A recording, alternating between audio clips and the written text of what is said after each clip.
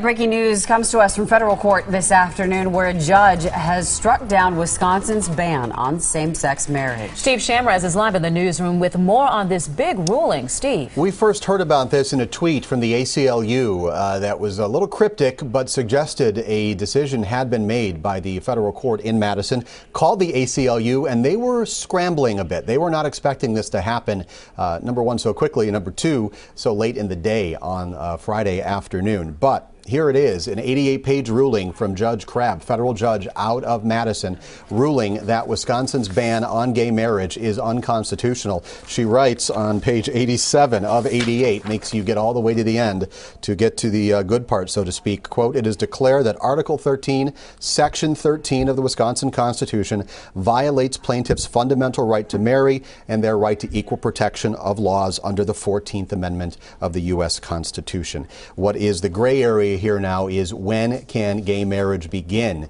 in the state of Wisconsin? We've been calling around here in the newsroom to various clerks of different municipalities that would handle such things, and they didn't even know that this ruling had happened. So this is going to take some time to filter down and be sorted out. But again, the headline on this ruling: Wisconsin's constitutional ban on gay marriage has been ruled unconstitutional when it comes to the U.S. Constitution. And I'm told you have a recovering attorney there in the studio with you to help us make sense of all of this. Right, he's going to sort it all out, Steve. Thanks. Our colleague from 620 WTMJ, former federal prosecutor. He's always in the building. Jeff Wagner joining us now. And we are so glad he is. Jeff, okay, what does this ruling mean? Okay, Break it down. Let's start with the big point, and that is the ruling that Wisconsin's Constitution there's a constitutional amendment that was passed a few years ago which essentially prohibits same-sex marriage. This ruling by federal judge Crabb out of Madison says that that constitutional amendment is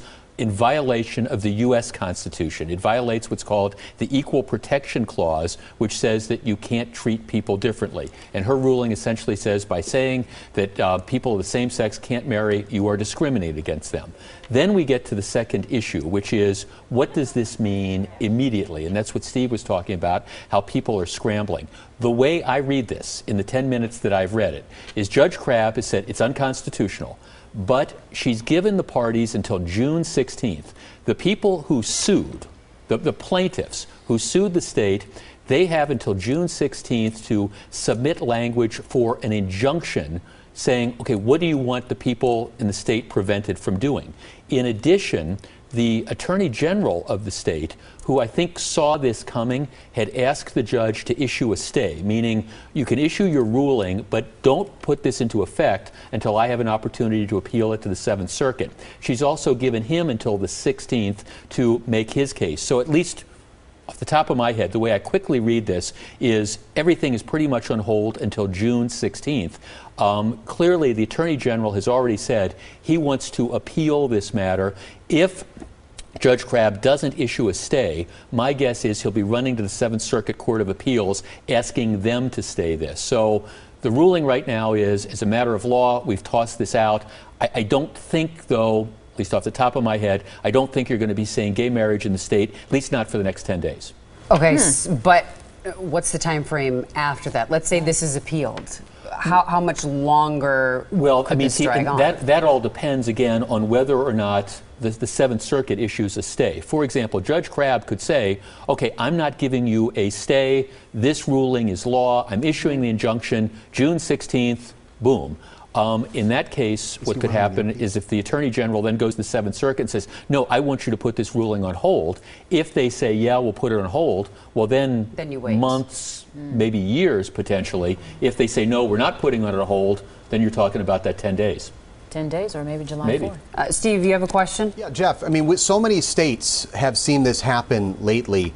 Is there going to be one case that quickly gets to the U.S. Supreme Court and just says once and for all, this is the law of the land, so we don't have every district in every state having to go through this same process? Can you hear him? Yeah. Okay. No, right. And his question was, is this ultimately going to be decided by the United States Supreme Court? And I think the answer is, I think the answer is yes, because you've got different rulings coming out of different courts. Right, is this states' rights or not? Well, right, and what does the federal Constitution say? What does the Equal Protection Clause really mean? So yeah, my guess is this is going to ultimately be decided by the United States Supreme Court. But what's going to be interesting along the way is this whole issue we're talking about with stays.